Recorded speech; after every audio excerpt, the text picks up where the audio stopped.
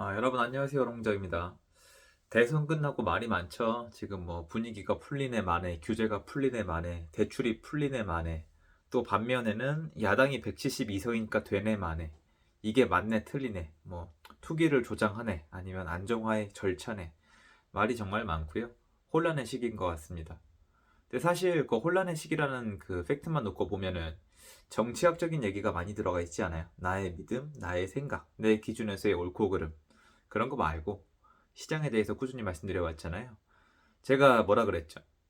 대선이 끝나면 심리가 풀릴 것이다 말씀드렸죠. 대선이 끝나면 심리가 풀릴 것이다. 심리가 풀린다는 게 뭐야? 심리가 풀린다는 건 사람들이 한번 투기해보자. 여러분 말대로 주택을 여러 개 사보자. 돈 한번 벌어보자. 이런 얘기 맞잖아요. 심리가 풀린다. 자, 그래서 질문을 드리겠습니다. 지금 서울 수도권이 올라가고 있나요? 아닙니다. 저는 누구보다 저는 항상 연락하고 알아보고 하는 사람인 걸 뻔히 아시잖아요. 지금 매수 문의는 늘어났어요. 제가 또 저기 일산 나갔을 때, 일산 북측 나갔을 때 라이브를 켰었잖아요. 상당 지역들이 매수 문의는 늘어났어요. 근데 매수를 하겠다는 문의가 아니고 여러분 정확히 합시다.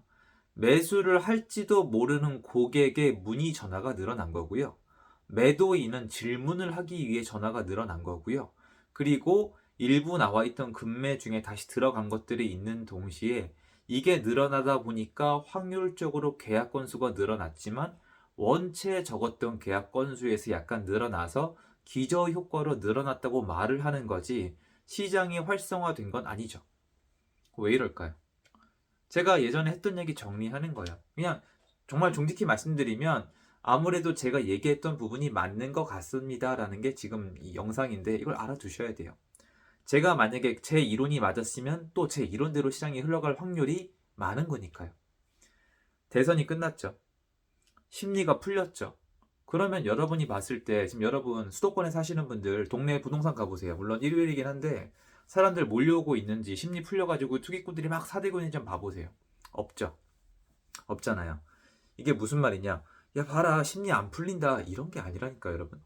수도권, 서울은 투기꾼들이나 아니면 유동성 이런 막 돈 들고 튀어나오는 사람들이 아니라 실수요. 진짜 그 집이 필요한 사람들 위주의 시장으로 개편이 됐어요. 특히 2019년도부터 이 속도가 가속화됐는데 다주택자가 없다는 게 아니고요. 찾아내면 당연히 있죠. 100%가 어디 있어요. 다주택자가 많이 줄었고 비중이 줄었고 이들이 매물을 내놓지 못하고 증여를 하거나 묶여있는 매물이 너무나 많이 늘었기 때문에 심리가 풀려봤자 소용이 없을 가능성이 높다고 말씀을 드리는 거예요. 그리고 지난 6개월 동안 시장이 묶여있던 이유는 심리가 죽었기 때문이기도 하겠지만 심리가 죽은 이유는 대출 중지가 가장 크고 그거에 부가적으로 시장이 경직돼서 사람들이 공포심을 느끼면서 대선이 끝난 이후에 기대심까지 겹치면서 시장이 경직돼 있었고 완전 경직된 게 아니라 매매 전세를 포기하고 월세로 가 있었다. 왜? 월세 외에는 택할 게 없으니까. 여러분 제가 다시 한번 강조드리는데요. 월세는 불가피한 선택으로 가시는 분들이 가장 많습니다. 여러분 아닌 막말로 월세 살고 싶으세요? 현금 빡빡 날아가는데 한 달에 4, 500이 날아가는데요. 지금 그런 사람 엄청 늘었어요. 부부가 둘이 쇠가 빠지게 일해가지고 한 달에 1000 벌어오면 400은 월세예요. 정말입니다. 마치 미국과 유럽처럼 이렇게 되어가고 있는 거죠. 근데 그 월세는 뉴스에 많이 안 나오죠. 오직 매매와 전세가에 신경을 쓰는데 매매와 전세가는 의미가 없다니까요, 여러분. 부동산 시장에 참여하신 분들은 제 말이 맞다는 걸 알아요.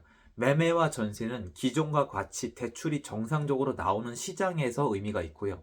기존과 같이 세금이 정상 구간에서나 의미가 있지 이렇게 세금과 대출로 전혀 살 수 없고 정상적인 결정과 경제활동을 할 수 없도록 틀어막은 사회에서의 거래는 비정상이며 그 거래를 통해 나온 가격만 가지고 통계를 냈을 때 왜곡 현상은 불가피한 거예요. 즉 지난 6개월간의 통계를 놓고 보면은 진짜 시장의 모습이 그대로 보일지가 의문이에요. 왜? 거래가 너무 없었으니까. 그리고 증여가 너무 많았으니까. 증여는 실거래가에 안 뜨니까. 그러면 마치 어떤 분들은 실거래가가 되게 많이 내려가고 시장이 하락했는데 제가 아니라고 우기는 것 같겠지만 여러분 나중에 두고 보세요. 실거래가를 보시거나 KB를 보세요. 시장은 실제로 실거래가 기준 많이 하락하지 않았어요. 10억 오른 아파트가 1억 내리고 20억 오른 아파트가 2억 내리고 5천만 원 온 아파트가 500만 원 내리고 또는 또 올라가고 전세도 마찬가지고 기존에 올라갔던 부분에서 일정 조율이 있는 건 자리를 잡거나 조정을 받는 거지 하락의 전조 증상이 아니란 말입니다. 정리를 해볼까요? 자, 여러분 심리가 풀렸죠? 심리가 풀리면은 뭐가 무서워지는 거예요? 심리 때문에 움직이는 시장이 무서워지는 거예요. 제가 그것 때문에 제가 강의에서 정말 열변을 토했죠.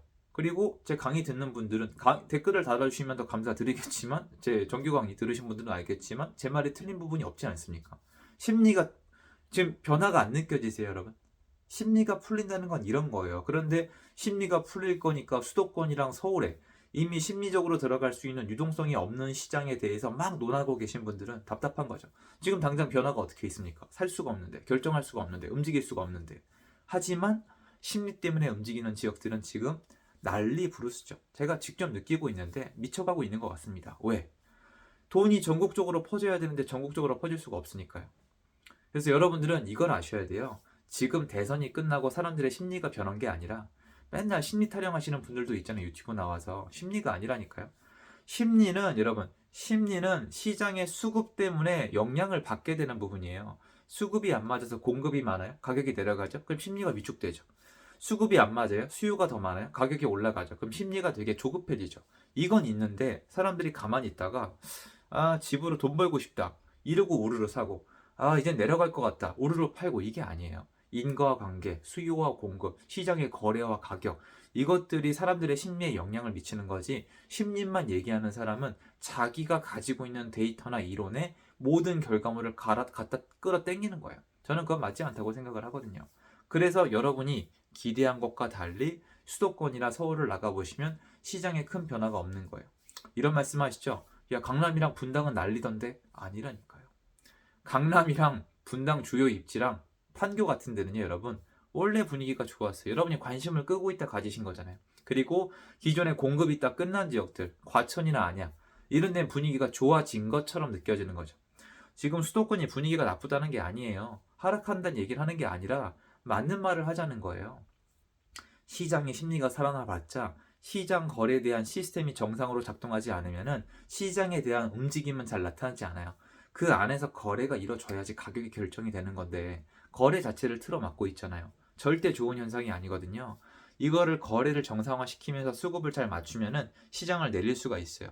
그래서 여러분들이 만약에 지금 어떤 경제 활동에 지대한 관심이 있거나 고민이 많은 분들이라면 심리에 영향을 미치는 시장으로 가보시는 게 맞아요. 그걸 구별할 줄 알아야 돼요. 그리고 저는 그 어느 때보다 여러분, 어느 때보다 지금 이 타이밍이 되게 그걸 공부하기 좋다고 생각을 해요. 궁금하지 않으세요? 사람들이 시장에 나가보면 수도권과 서울에 뭐라 그랬어요? 전화를 해보니까 매도인이 대선 끝나고 지켜보겠대.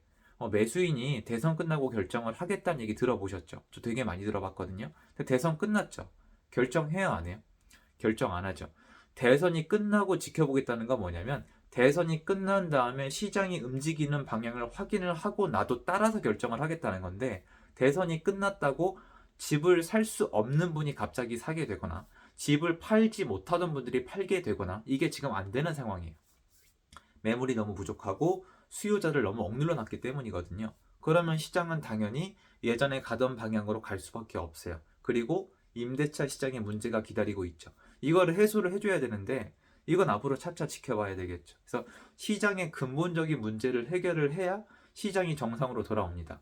시장이 정상으로 돌아온다는 게 가격 상승이나 가격 하락을 논하는 게 아니에요. 일단 거래를 하게 해줘야 된다는 겁니다. 그래야 시장의 수요를 소화를 한다는 겁니다. 오해하시면 안 돼요. 가격이 전부가 아닙니다. 가격 올라가봤자 세금으로 나가는 돈이 태반 아닙니까? 여러분 솔직히 얘기해서 그거 맞죠? 그러니까 시장이 정상화된 다음에 방향성을 내게 해야지 지금은 수도권과 서울의 주요 입지, 광역시의 A급 입지에 있는 실제로 그 집을 소유하고 싶어하거나 거주하고 싶어하는 분들이 대부분을 차지하고 있는 시장을 논하기에는 무리가 있다는 거예요. 하지만 제가 말씀드렸다시피 심리, 대선이 끝난 직후의 심리, 완화에 대한 기대감은 지금 전국을 놓고 봤을 때 유감없이 반영되고 있습니다. 아마 변화가 느껴지는 지역들이 있으실 거예요.